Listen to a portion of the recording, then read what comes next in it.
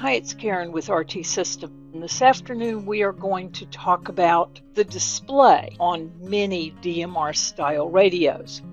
We get a lot of questions about the display and about wanting to customize the display. And so I thought I'd go over some of the points all at one time in one place for you.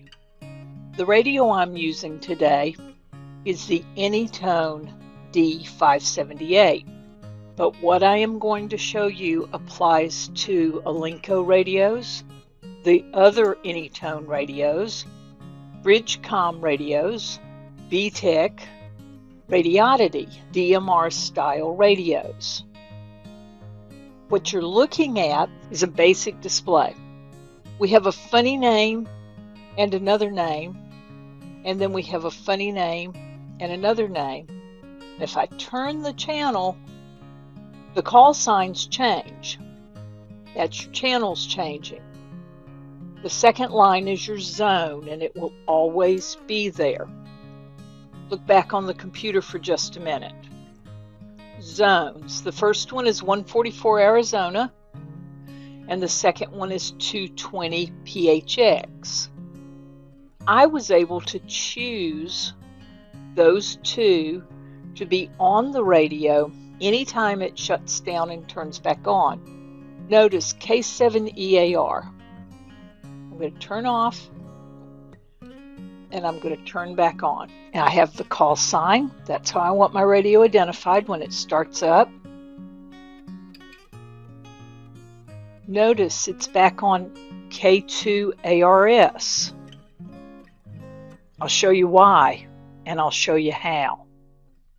In the programmer, I'm in the file that's in the radio, all these frequencies, these zones, and let's go to settings and radio menu settings, call sign in the power on message, but be sure you set power on interface to custom character, or what I enter in the power on message won't show.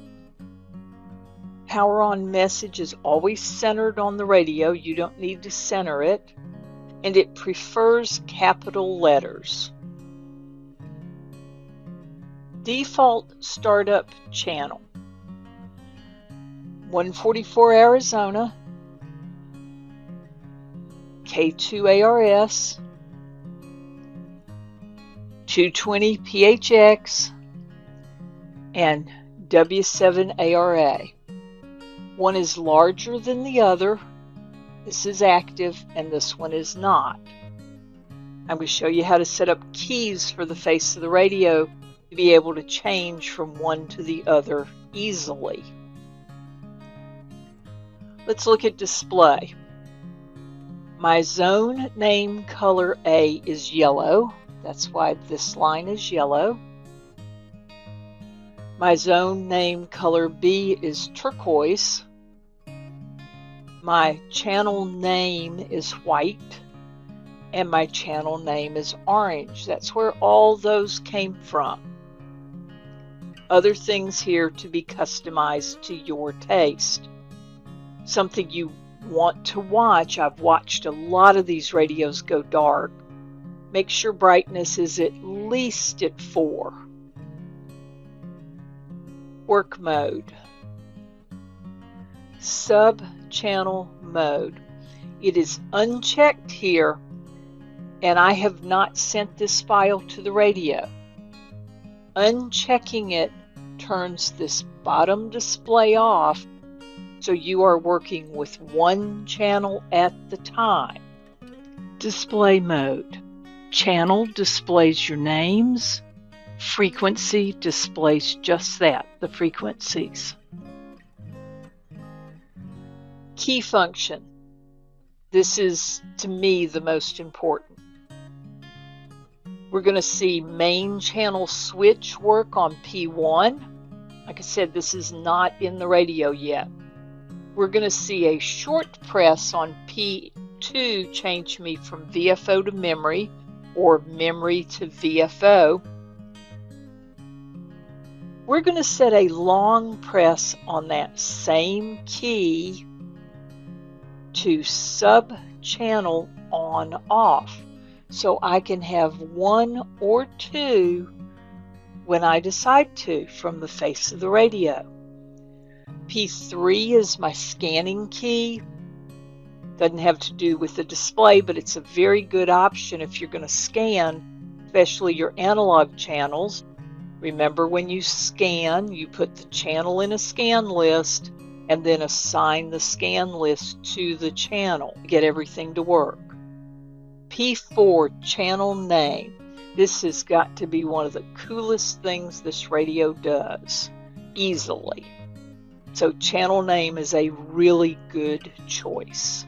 I'm going to leave everything else just the way I see it here, especially these on the microphone because they are labeled on the microphone. I'm going to close, apply changes and close. See this little star right here at the end? That means that this file needs to be saved. Something has changed. This little disk right here, we'll save it. I don't even have to go to File, Save. Now it's gone, which means everything's permanent on the hard drive.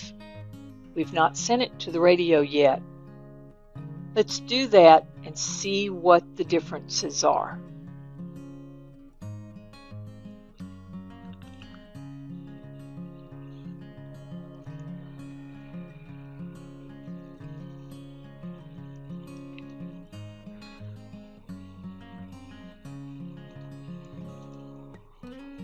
While the radio boots, let's reopen the settings screen.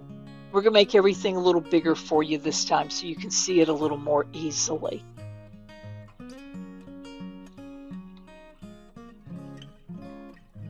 You see the call sign as it starts up. We see one display. It's the K2 ARS. It's the 144 Arizona, as I selected here. Sub-channel mode is off. My colors again, like I pointed out a minute ago. Let's look at my keys.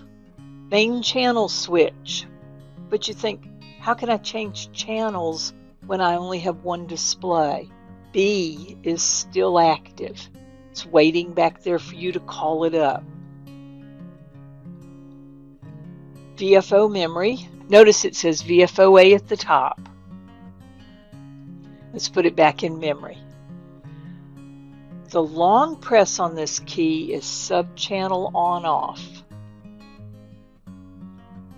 Now it's back. Got A at the top and B at the bottom. Now when I press this, notice the typeface on the bottom has become larger. That tells you which one is active. P4 is channel name. Display frequency selected. Now I'm in frequency. I'm in frequency for every channel. Now I'm in name for every channel. If I move to the bottom, I can do the same thing, and I can see my frequencies. I do the same thing, and I'm back to my names. I press and hold. My sub-channel goes off, but because B was active, B is now my single channel. If I press P1, the radio will go back to A band. So these are a few more things about this radio so you can get the most out of it that you can. And I hope this helps. This is Karen. And remember, if you think you can or you think you can't, you're right. 73s.